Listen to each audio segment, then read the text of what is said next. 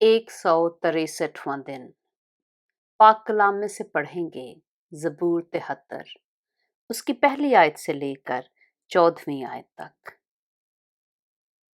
बेशक खुदा इस्राइल पर यानी पाक दिलों पर मेहरबान है, लेकिन मेरे पांव तो फिसलने को थे, मेरे कदम करीबन लग़ज़िश खा चुके थे।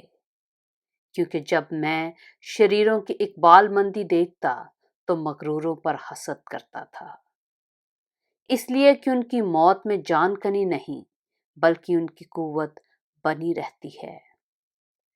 वो और आदमियों की तरह मुसीबत में नहीं पड़ते, ना और लोगों की तरह उन पर आफत आती है। इसलिए गरूर उनके गले का हार है, गोया वो जुल्म से मुलब्बिस हैं। उनकी आंखें चर्बी से उभरी हुई हैं, उनके दिल के ख्यालात हद से बढ़ गए हैं। वो ठट्ठा मारते और शरारत से जुल्म की बातें करते हैं।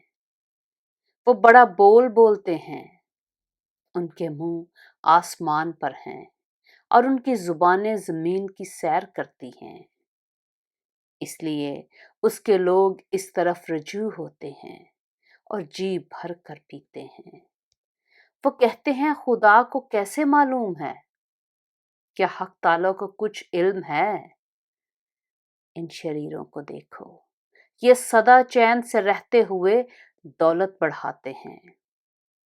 यकीनन मैंने अबस अपने दिल को साफ और अपने हाथों को पाक किया, क्योंकि मुझ पर दिन भर आफत रहती है और मैं हर सुबह तंबीह पाता हूँ।